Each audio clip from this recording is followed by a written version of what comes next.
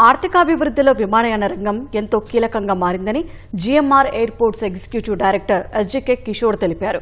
హైదరాబాద్లో 18 ఏళ్ల క్రితం ఏర్పాటైన అంతర్జాతీయ విమానాశ్రయంలో ఇప్పటి వరకు దాదాపు 15,000 కోట్ల రూపాయలు ప్రత్యక్ష పెట్టుబడి పెట్టామని, పరోక్షంగా పలు సంస్థలు భారీగా పెట్టుబడులు పెట్టాయని ఆయన పేర్కొన్నారు. రాబోయే 10 ఏళ్లలో విమానయాన రంగం ఊహించని రీతిలో అభివృద్ధి సాధిస్తుందంటున్న ఎస్జీకే కిషోర్తో ఈటీవీ ముఖాముఖి. విమానయాన రంగం క్రమంగా అభివృద్ధి చెందుతూ వస్తుంది. గతంతో పోలిస్తే విమానాల్లో ప్రయాణించే ప్రయాణికుల సంఖ్య కూడా ఎక్కువగా ఉంది. దానికి తగ్గట్టు విమానయాన సంస్థలు కూడా తగిన ఏర్పాట్లు కూడా చేస్తున్నాయి. ప్రస్తుతం విమానయాన రంగం ఏ దశలో ఉంది, సాంకేతికతను ఏ విధంగా అందిపుచ్చుకుంటున్నారో తెలుసుకోవడానికి GMR airports executive director CIO SGK Kishore గారు మనతో ఉన్నారు. ఆయన అడిగి మరిన్ని వివరాలు తెలుసుకున్నాం. నమస్కారం సార్. నమస్కారం శ్రీకాంత్ గారు. సార్, ప్రస్తుతం గతంతో పోలిస్తే ఎయిర్పోర్ట్ అనేది ఈజీగా అయిపోయింది. ప్యాసింజర్స్ కూడా ఎక్కువగా దాన్ని యూజ్ చేసుకుంటున్నారు. ఎందుకు సార్ ఈ మార్పు ఈ విధంగా వచ్చింది? మన విమానయాన రంగం తాలూకు గ్రోత్ మనం చూసుంటే గత 20 ఏళ్లుగా ఒక పెద్ద టర్నింగ్ పాయింట్ అని మనం చెప్పచ్చు. ఎందుకంటే మనకి first airport authority of India కింద మనం ఎయిర్పోర్ట్స్ నడిపేవాళ్ళం. అప్పుడు ఎయిర్పోర్ట్స్ అనగానే మనకి రైల్వే స్టేషన్స్ ఎలాగో, బస్ స్టేషన్స్ ఎలాగో అలాగా ఒక ట్రాన్స్పోర్టేషన్ ప్లేస్. అంటే మనము ప్రయాణికులు రావడం, ఫ్లైట్ ఎక్కడం, వెళ్ళడం అలాగుండేది. కానీ ఎప్పుడైతే మన భారత ప్రభుత్వం ఒక పబ్లిక్ ప్రైవేట్ రంగంలో ఈ ఎయిర్పోర్ట్స్ తాలూకు ఇన్ఫ్రాస్ట్రక్చర్ అభివృద్ధి చేయాలి అని 2001 దశకంలో మనకి ఎప్పుడైతే వీళ్ళు ఒక డెసిషన్ తీసుకున్నారో దానికి అనుగుణంగా మన గ్రీన్ ఫీల్డ్ ఎయిర్పోర్ట్ రావడం మొదలుపెట్టాయి. దాంట్లో మనకి ఏంటంటే మన Hyderabad was the first green field airport అన్నమాట. ఈ పబ్లిక్ ప్రైవేట్ ఫ్రేమ్వర్క్ లో అభివృద్ధి చేసిన ఫస్ట్ ఎయిర్పోర్ట్ హైదరాబాద్. దాంతోపాటు అదే టైంలో బెంగళూరు ఎయిర్పోర్ట్ కూడా రావడం జరిగింది. సో ఈ 20 ఏళ్ళలో ఇది ఒక చాలా వాటర్ షెడ్ అని అనుకోవాలన్నమాట. మనకి సివిల్ ఏవియేషన్ రంగంలో మన ఏదైతే మనం ప్రగతి సాధించామో ఈ ఒక డెసిషన్ ఇన్ఫ్రాస్ట్రక్చర్ అంతా కూడా మనకి పబ్లిక్ ప్రైవేట్ రంగంలో మనం చేయాలి. ఇంటర్నేషనల్ లెవెల్లో ఉన్న ఒక ఇన్ఫ్రాస్ట్రక్చర్ మనం డెవలప్ చేయాలని ఏదైతే విజన్ ఉందో భారత ప్రభుత్వానికి, I think that was a big what I should say big decision and also a game changer. So 2008 నుంచి ఇప్పుడు 2025 ఈ 17 ఏళ్లలో చూడగానే మనకేమైందంటే ఒక గ్లోబల్ లెవెల్లో ఉన్న ఒక ఇన్ఫ్రాస్ట్రక్చర్ మనం తయారు చేయడం. ఇదివరకు మనం ఏంటంటే మనకి ట్రాఫిక్ పెరుగుతుంటే దానికి రియాక్టివ్ గా మన ఇన్ఫ్రాస్ట్రక్చర్ చేయడం బదులు ఇప్పుడు ప్రొయాక్టివ్ గా, అంటే మన ట్రాఫిక్ ని ఎలాగా మనం పెంచాలి, దానికి అనుగుణంగా ముందరే ఇన్ఫ్రాస్ట్రక్చర్ ఎట్లా క్రియేట్ చేయాలి, ఇవన్నీ కూడా మన ప్రైవేట్ పార్ట్నర్స్ ఏదైతే ఇప్పుడు మనకి జిఎంఆర్ ఉన్నారు, తర్వాత బెంగళూరు ఎయిర్పోర్ట్ లో వాళ్ళు ఎవరైతే ఉన్నారో వీళ్ళందరూ కూడా ప్రొయాక్టివ్ గా ఇన్ఫ్రాస్ట్రక్చర్ క్రియేట్ చేయడం, ఏదైతే మనకి గ్రోత్ ఉందో దాన్ని ఇంకా పెంచాలంటే ఏం చేయడం. తర్వాత ఒక పెద్ద చేంజ్ ఏమొచ్చిందంటే ఈ పీపీపీ ప్రాజెక్ట్స్ వచ్చిన తర్వాత ఏదైతే ఎయిర్పోర్ట్స్ అన్నవి ఒక ట్రాన్స్పోర్టేషన్ హబ్స్ కింద మనం అనుకున్నామో అక్కడి నుంచి మారి ఇది ఒక ఎకనామిక్ గ్రోత్ ఇంజిన్ కింద మనం మార్చాం. హైదరాబాద్ ఎయిర్పోర్ట్ కానీ ఏరో సిటీలు కానీ చూసుకుంటే సుమారు 2 లక్షల ఉద్యోగాలు మనం క్రియేట్ చేయగలిగాం. రెండోది ఏంటంటే కనెక్టివిటీ పెరిగింది. ఈ రోజున మనకి ఇండియాలో ఢిల్లీ, ముంబైతో పాటు బెంగళూరు, హైదరాబాద్ కూడా గ్లోబల్ హబ్స్ కింద, అంటే ఏంటి, వేరే దేశాల నుంచి మన దగ్గరికి వచ్చి మళ్ళీ ఇక్కడి నుంచి వేరే దేశాలకు వెళ్ళడానికి కనెక్టివిటీ పెరిగింది. ఈరోజు హైదరాబాద్ లో ఆల్మోస్ట్ 97 మన డొమెస్టిక్ ఎయిర్పోర్ట్స్ కనెక్షన్ ఉంది. అలాగే 30-40 ఇంటర్నేషనల్ కనెక్షన్స్ కి డైరెక్ట్ కనెక్షన్ చెప్తున్నాం. మళ్ళీ 1 అవర్ తీసుకుంటే ఆల్మోస్ట్ 70-80 ఉన్నాయి. సో ఇదంతా మన ఏంటంటే ఎకనామిక్ ఒక కండిషన్ ఏదైతే ఉందో ఎయిర్పోర్ట్స్ అనేవి అవన్నీ మార్చాయి.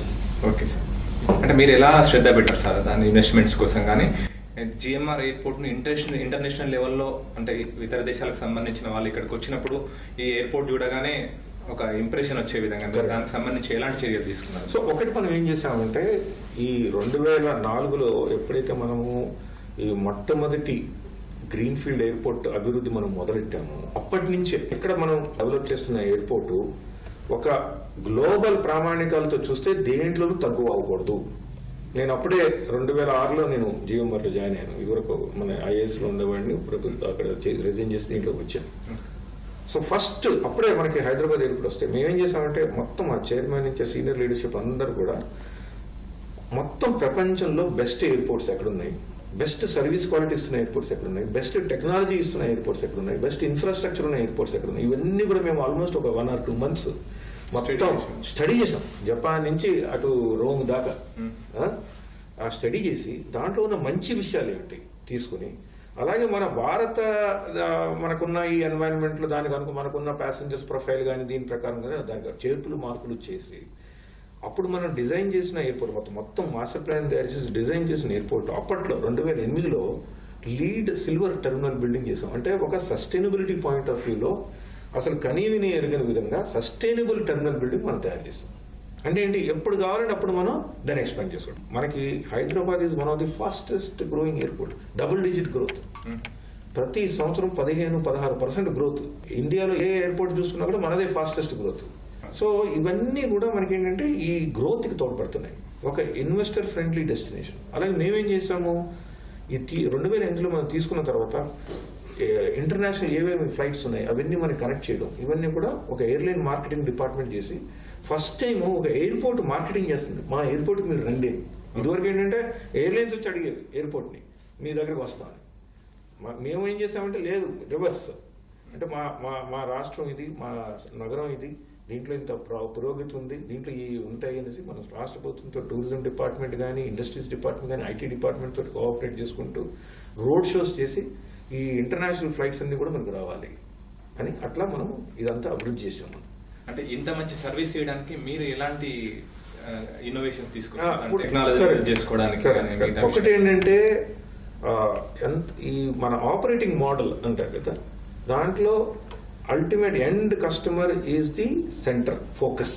అంటే ఇక్కడ మన ప్యాసింజర్స్ కానీ కార్గో కానీ ఏ పని చేసినా కూడా వాళ్ళని ఎలా ఇంపాక్ట్ చేస్తుందని ఒక దృక్పథం పెట్టుకుని, ఒక వ్యూ పాయింట్ పెట్టుకుని దాని ప్రకారంగా మన ఆపరేటింగ్ మోడల్ డెవలప్ చేయడం, మన బిజినెస్ మోడల్ డెవలప్ చేయడం, ఒక లిజనింగ్ టూల్ పెట్టాం. అంటే ఎక్కడైనా సరే ఎయిర్పోర్ట్ కానీ, ఏవియేషన్ కానీ, హైదరాబాద్ ఎయిర్పోర్ట్ అని కానీ వస్తే ఇమ్మీడియట్ గా కిచెవర్ మీడియా అది మనకు రావడం, దానికి ఒక ప్లే బుక్ లాగా తయారు చేస్తాం. అంటే ఏంటి, ఒక ఫీడ్బ్యాక్ కానీ, ఒక రిక్వైర్మెంట్ కానీ ప్యాసింజర్ రాగానే, అబ్జర్వేషన్ కానీ ప్యాసింజర్ రాగానే ఇమ్మీడియట్ గా ఏ లెవెల్లో ట్రిగర్ అవ్వాలి, దానికి ఇమ్మీడియట్ రియాక్షన్, రెస్పాన్స్, క్లారిఫికేషన్ లేదా కరెక్షన్ ఎలా చేయాలి, ఇవన్నీ కూడా మనం ఆటోమేట్ చేస్తాం ప్రాసెస్ అంతా కూడా. సో టెక్నాలజీతో ఎయిర్లైన్ వాళ్ళకి వచ్చే డేటా, ఎయిర్పోర్ట్ వాళ్ళకి వచ్చే డేటా, కస్టమ్స్కి వచ్చే డేటా, సిఎస్ఎఫ్ వాళ్ళకి వచ్చే డేటా, ఇమిగ్రేషన్ అంతా కూడా ఒకటే డేటా అవుతుంది. మన మట్టికి మనం ఇదే నా డేటా ఎలా ఉంది, మీ డేటా ఎలా ఉంది, రెండింటికి తేడా ఉందని చెప్పగలరా? ఈ టెక్నాలజీ ఏం చేస్తుందంటే సింగిల్ సోర్స్ ఆఫ్ ట్రూత్. అంటే ఎవరైనా సరే ఒకటే ఇన్ఫర్మేషన్ ఉంటుంది. సో ఈ రోజు ఇక్కడ ఇంతమంది క్యూలో ఉన్నారు అనగానే అది ఎయిర్పోర్ట్ సంబంధించిందైనా, ఎయిర్లైన్ సంబంధించిందైనా, ఏదైనా సరే no one can contest the data. So ఆ సింగిల్ సోర్స్ ఆఫ్ ట్రూత్ తోటి ముందరే మనం ప్రెడిక్ట్ చేసి, బాబు రేపు ఇంతమంది వస్తున్నారు కాబట్టి మనకి ఇన్ని కౌంటర్స్ ఓపెన్ చేయాలి ఎయిర్లైన్స్ అయితే, లేకపోతే సెక్యూరిటీ లైన్స్ ఇన్ని సెక్యూరిటీ లైన్స్ ఓపెన్ చేయాలి.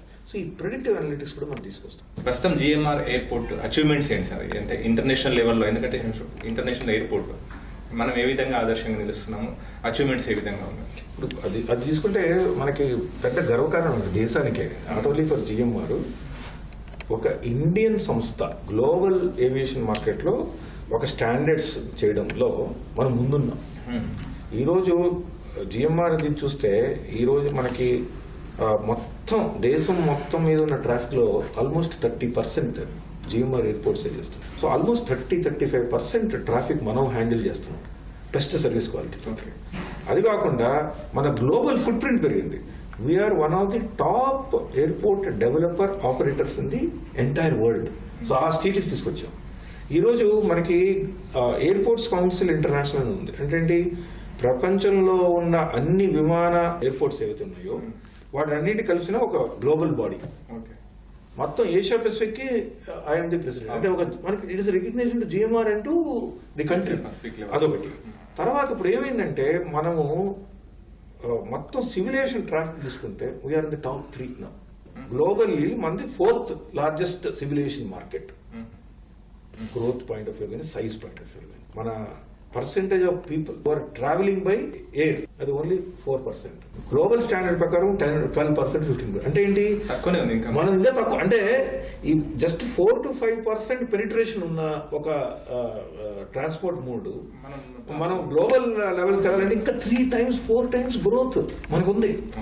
అప్పుడు అందుకే ఇప్పుడు ఏమైందంటే మనకి ఇంటర్నేషనల్ లెవెల్లో విమానయాన రంగంలో ఇన్వెస్ట్మెంట్స్ చేయడానికి గ్లోబల్ ప్లేయర్స్ ఆర్ రెడీ.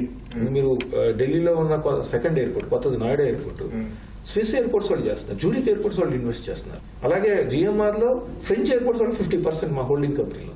ఎందుకు పెడుతున్నారంటే ఏంటి, ఇది ఒక అభివృద్ధి చెందుతున్నది, is of doing business, consistency, certainty ఉంది, టెక్నాలజీ వాడచ్చు, మనకి కొత్త ఏమి చేయడానికి ప్రభుత్వం ఒక పాజిటివ్ ఎన్వైరన్మెంట్ కనిపిస్తుంది. ఇవన్నీ కూడా చేసిన వాళ్ళని మనం పురోగతి చేస్తున్నాం. సో నెక్స్ట్ 10-15 years లో చాలా break through changes in terms of operations కానీ, ఇన్ టర్మ్స్ ఆఫ్ టెక్నాలజీ కానీ, ఇన్ టర్మ్స్ ఆఫ్ ఇన్వెస్ట్మెంట్స్ కానీ, in terms of creating employment కానీ, ఇవన్నీ జరుగుతాయి మనకి విమాన సివిల్ ఏవియేషన్ రంగంలో. ఓకే సార్, ఇప్పుడు పౌర విమానయాన రంగంలో ప్యాసింజర్స్ ఒకవైపు, కార్గో కరెక్ట్. మరి కార్గో ఎందుకంటే ఎక్కువగా లాభాలు ఏని రైల్వే కానీ ఆర్టీసీ కానీ ఏది కార్గోనే ఎక్కువ ఆధారపడి ఉంటుంది, దానిలోనే ఎక్కువ మార్జిన్స్ ఉంటాయి కదా. మీ కార్గో ఏ విధంగా ఉంది, ఎలా ఇంటర్నేషనల్ గా కూడా ఏ విధంగా? మనకి మనం ఇప్పుడు మనం హైదరాబాద్ ఎయిర్పోర్ట్ తీసుకుంటే, మనము 2008లో మనం మొదలు పెట్టినప్పుడు 25,000 టన్నులు మాత్రం చేసేవాళ్ళం బెగంపేటలో. ఈ రోజు అది 2 లక్షల టన్నులు వస్తుంది. ఇంకా ఇప్పుడు ఈ కామర్స్ మలంచి కానీ, ఇంకోటి ఏంటంటే మనకి హైదరాబాద్ ప్రత్యేకంగా మన pharma capital, global pharma capital. ఈ ఫార్మసీ రిలేటెడ్ అన్ని కూడా బై ఏరియా చేయాలి. You cannot go this thing and this thing. So cargo logistics రంగంలో నెక్స్ట్ 10-15 ఏళ్లలో చాలా మార్పులు జరుగుతున్నాయి. ఏంటంటే మోడ్, ఇదివరకు రోడ్డు మీద నుంచి సముద్రం మీదుగా వెళ్లే cargo, it will come to civil aviation. That very precious cargo will come here. Not ఎక్కువ బల్క్ ఉన్న కార్గో అలాగో సముద్రంలో అలా వెళ్తుంది, కానీ స్మాల్ వాల్యూమ్స్ తోటి క్రిటికల్ అప్లికేషన్స్ కోసం ఉండే కార్గో, ఇవన్నీ కూడా మనకి డొమెస్టిక్ గాను, తర్వాత మనకి ఇంటర్నేషనల్ గాను చేయడం.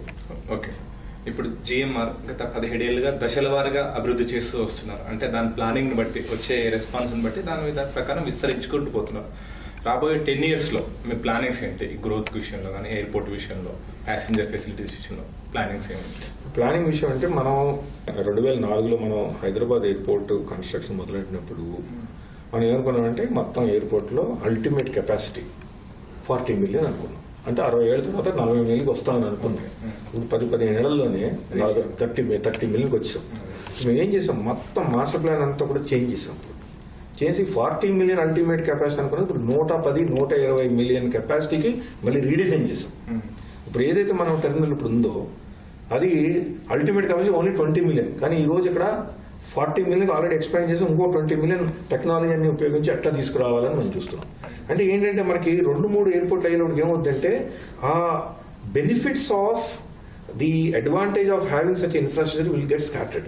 సో ప్రైమరీ ఎయిర్పోర్ట్ ఒకటి ఉంటుంది. అది మనం ఏం చేస్తామంటే, హైదరాబాద్కి ఎప్పుడు అలాంటి ప్రాబ్లమ్స్ రాకుండా ఉండడం కోసం దీన్ని టెక్నాలజీ, తర్వాత డిఫరెంట్ ప్లానింగ్ లో ఉన్న మెడికల్ ప్రాసెస్ ఇంజనీరింగ్ అన్ని చేసి 120 million దాకా, అంటే నెక్స్ట్ ఒక 20-30 years దాకా కూడా మనకి ఎటువంటి ప్రాబ్లం లేకుండా ఉంటాం. 2, మనం ఇప్పుడు ఏం చేస్తున్నామంటే, ఇప్పుడు నెక్స్ట్ 10 ఏళ్ళలో ఏం జరుగుతుందంటే, ఇప్పుడు ఆల్రెడీ మనకి 40 million కెపాసిటీ ఉంది, కానీ మనం ఇప్పుడు ఆల్రెడీ మనం 30 million లో ఉన్నాం. అంటే నెక్స్ట్ 2-3-4 years లో మనం ఈ 40 million కూడా దాటిపోతాం, the way it is growing. So ఇప్పుడు మేమేం ప్లాన్ చేస్తున్నామంటే, 2వ టెర్మినల్, 2వ రన్వేకి ఆల్రెడీ ప్లాన్ చేస్తాం. ఇప్పుడున్న టెర్మినల్ నుంచి ఇంకా ఒక 10-15 million కెపాసిటీ తీసుకొస్తూ, కొత్త టెర్మినల్, కొత్త రన్వే కూడా, ఎందుకంటే 4-5 ఏళ్ళు పడుతుంది దాన్ని డిజైన్ చేసి, అప్రూవల్స్ తీసుకుని, కన్స్ట్రక్షన్ చేసి, ఆపరేషన్స్ తీసుకొచ్చినట్టు 4 ఏళ్ళు. సో 4-5 ఏళ్ల ముందు నుంచి మనం స్ట్రాటజీ మనం మొదలెడుతున్నాం. ఓకే సార్, చివరిగా ఒక ప్రశ్న. మీరు ఇంటర్నేషనల్ లెవెల్లో కూడా, ఆసియా పెసిఫిక్ లెవెల్లో కూడా లీడ్ చేస్తున్నారు. ప్రతి నాణానికి బొమ్మ బొరుసు ఉన్నట్లే లాభ నష్టం, అంటే కష్టాలు సుఖాలు కూడా ఉంటాయి. ప్రస్తుతం విమానయాన రంగం ఎదుర్కొంటున్న సమస్యలు ఏంటి? అది ఏ విధంగా, అంటే ప్రభుత్వ సహకారంతో, లేకపోతే ఏ విధంగా దాన్ని ఓవర్కమ్ చేయొచ్చు? అంటే ఇప్పుడు మనకి ప్రాబ్లమ్స్ అంటే ఏంటంటే, నేను ఇందాక చెప్పాను కదా, ఇన్ఫ్రాస్ట్రక్చర్ క్రియేట్ చేయడం ఒక ఎత్తు, దాన్ని ఫుల్గా సద్వినియోగం చేసుకోవడం, బెస్ట్ ఎక్స్పీరియన్స్ ఇవ్వడం ఒక ఎత్తు. అదే కంటిన్యూస్ జర్నీ, కొత్త మనకు తెలుస్తూ ఉంటాయి. దానికి ఎలా చేయాలి, సెక్యూరిటీ పాయింట్ ఆఫ్ వ్యూ కానీ, ప్యాసింజర్ ప్రాసెసింగ్ పాయింట్ ఆఫ్ వ్యూలో కానీ, కొత్త టెక్నాలజీ పాయింట్ ఆఫ్ వ్యూ కానీ, సర్వేలెన్స్ పాయింట్ ఆఫ్ వ్యూ, ఇవన్నీ ఒక ఎత్తు. 2ది, ప్రభుత్వం చేయాల్సింది ఏంటంటే is of doing business, investments రావడం. మనకి ఇప్పుడు 100 ఎయిర్పోర్ట్, ఇంకా 40-50 ఎయిర్పోర్ట్ మనం క్రియేట్ చేయాలి.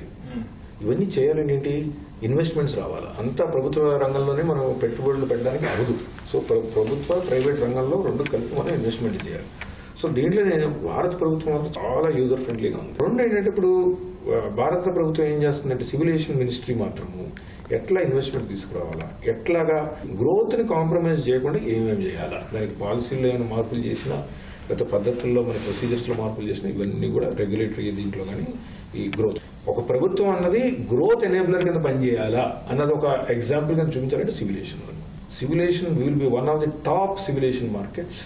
It will create lot of employment, bring in lot of investments, and it is a game changer for the entire Indian economy.